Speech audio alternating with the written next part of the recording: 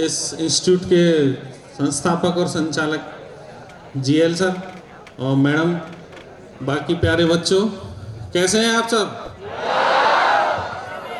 सबसे पहले मैं आपको ये पूछना चाहता हूँ कि हम लोग या सर जो है विभिन्न वक्ताओं को क्यों बुलाते हैं, या क्यों आपको ज़रूरी है कि विभिन्न क्षेत्रों से आए हुए या अलग अलग जो एक्सपीरियंस के जो बंदे हैं उनको क्यों बुलाते हैं? ये इसलिए ज़रूरी है कि आप सब लोग अपने घर से बाहर हैं, अपने पेरेंट्स से दूर हैं, यहाँ पे किसी एक विशेष उद्देश्य के लिए आए हुए हैं। तो अगर आपको अपने ही बीच में से गया हुआ या पहले कभी इसी क्षेत्र से पढ़ा हुआ या इसी फील्ड से गया हुआ कोई व्यक्ति अगर सक्सेसफुल है, तो हम उसको देख के कहीं भी अगर 20 बच्चों को भी हम मोटिवेट कर पाए या 20 बच्चे भी हमारी उससे बदल गए तो उनका आना सफल है।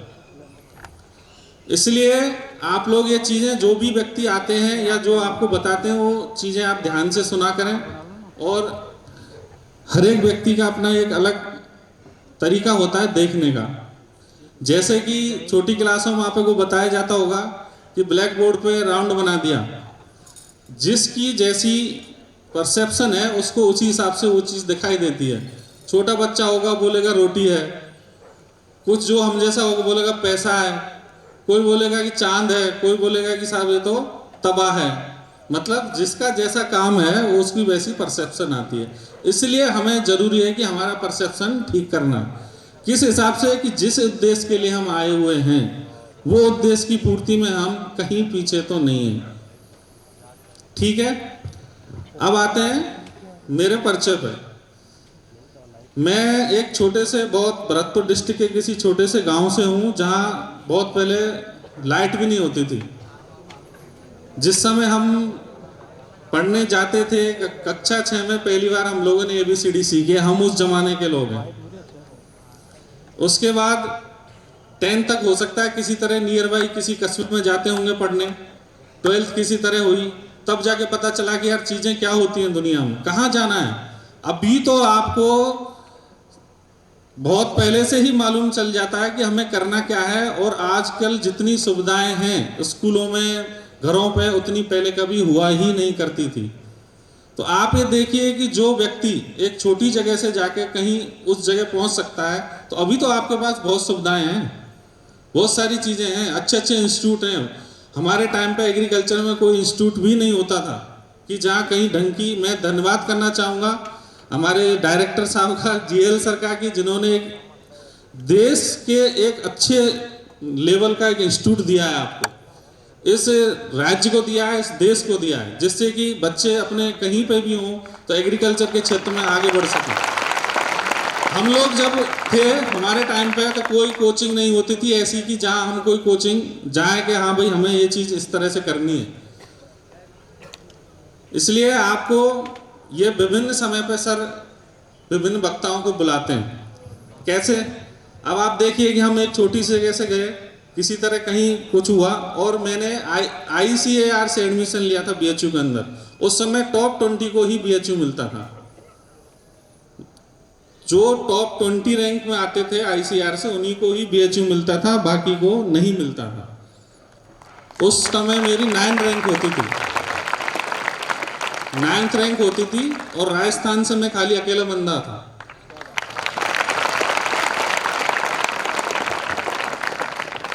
फिर अभी क्या है, आपके पास फोन है, संचार के साधन इतने हो गए हैं कि आपको कहीं भी कुछ भी कभी भी रियल टाइम पे हर चीज़ पता है। हमें तो कुछ पता ही नहीं था, पहली बार घर से निकले ये भी नहीं पता था कि ट्रेन भी जाती है वहाँ पे। किसी तरह 2-3 बस बदल के पहुँचे, वहाँ देखा एडमिशन कैसे क्या सारी चीज़ें, बहुत सारा चीज़ रहा। हिंदी मीडियम से रहे, पहली बार इंग्लिश की क्लास में बैठे, सब हवा, पता ही नहीं चल रहा था कि सामने वाला बोल क्या रहा है। दिस दैश दीज जोज के अलावा कुछ समझ नहीं पड़ रहा था कि कर क्या रहा है। इसलिए फिर भी वहाँ संघर्ष।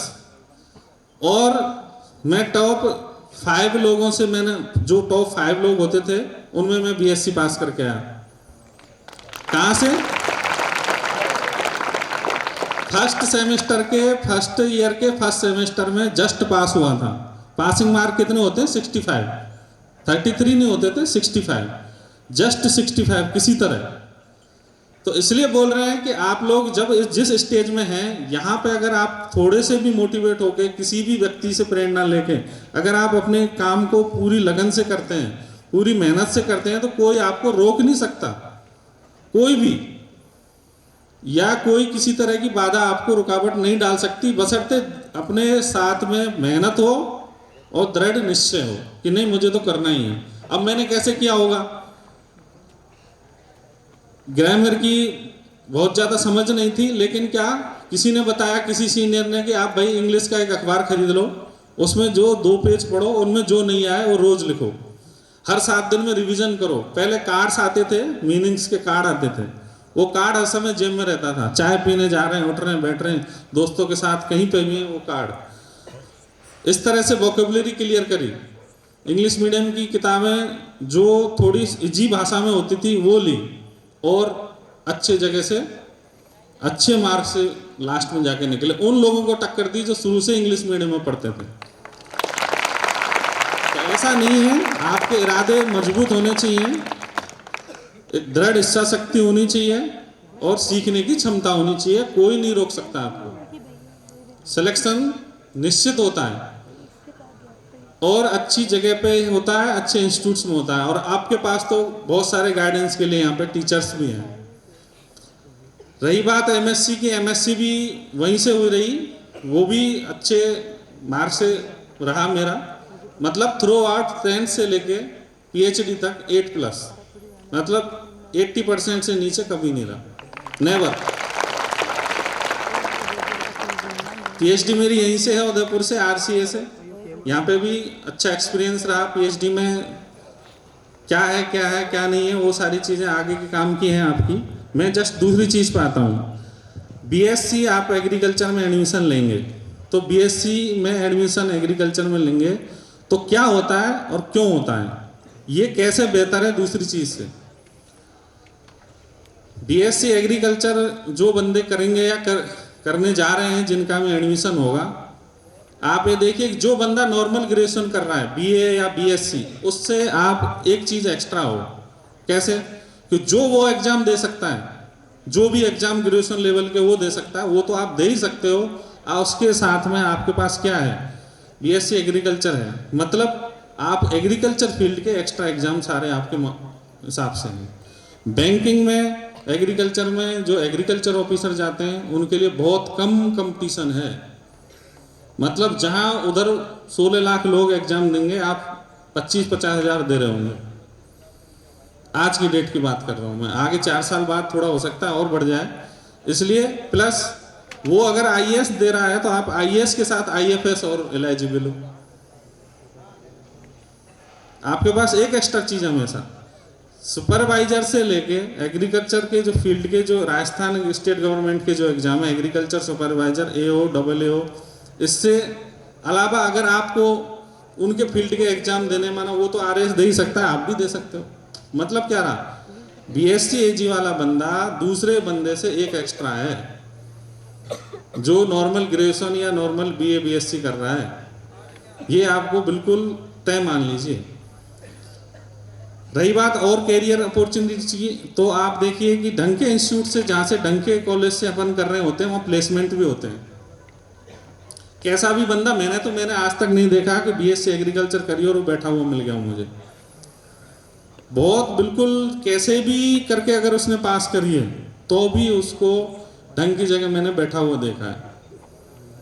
दूसरी चीज, अगर वो किसी तरह माना कहीं सरकारी में नहीं लगा सपोज, तो इतनी एमएनसी है, मल्टीनेशनल कंपनियां हैं कि वो आपको आगे से अपॉर्चुनिटी प्रदान करती हैं, अपॉर्चुनिटी देती हैं कि भाई साहब आओ हमारे यहाँ ये है। जो लड़के मेरे साथ जो नहीं कर पाए गवर्नमेंट जॉब्स में, आज वो मल्टीनेशनल कंपनियों में बड़ी पोस्ट पे हैं।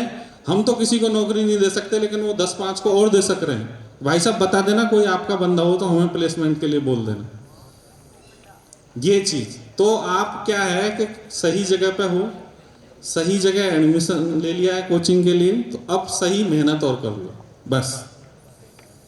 कहीं ना कहीं अगर आपका एडमिशन ढंग की जगह पे हो गया किसी भी तरह बीएससी एग्री में, तो अभी 4 साल तो और अच्छे हैं। और सबसे इजी जॉब मैं बता रहा हूँ बैंकिंग, मतलब इतनी डिमांड है। और किसी भी बैंक को आप उठा के देखो, जिस बैंक में मैं हूँ कैनरा बैंक वो हो, चाहे यूनियन बैंक हो, चाहे पीएनबी हो, सब में टॉप लेवल पे जो लोग हैं ना वो बीएससी एग्रीकल्चर वाले ही हैं। मतलब कहीं ना कहीं वो बीएससी एमएससी एग्रीकल्चर वाला बंदा है। जितने हमारे 90% हमारे जो एपेक्स लेवल की जो बॉडी है ना बैंकिंग के अंदर वो एग्रीकल्चर की है। प्रमोशन में भी एग्रीकल्चर बंदा दूसरी लोग जो होते हैं उनसे ज़्यादा फाइट करता है।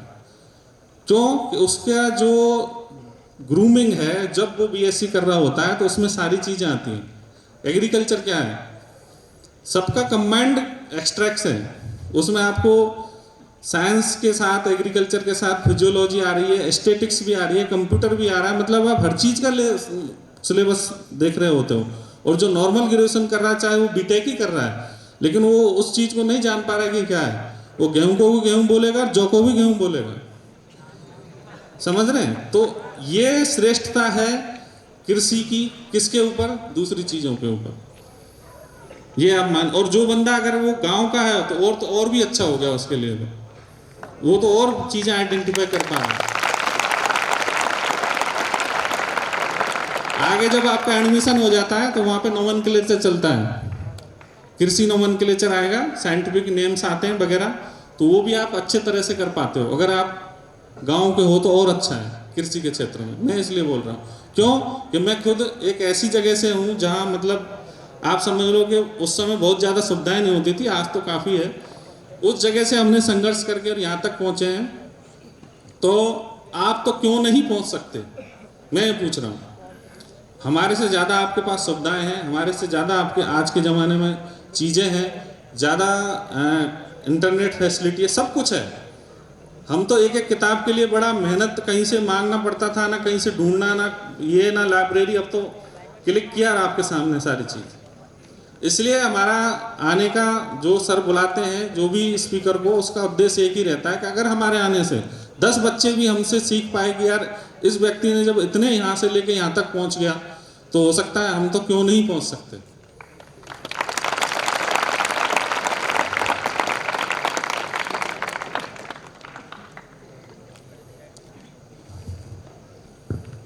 इस जो एज है आपकी बच्चों, इस एज में हम भी कहीं यहीं से गए होंगे कभी। इसमें आपको 2-3 चीज़ अगर आपने ध्यान से रख ली। सबसे पहला चीज़ होता है अनुशासन।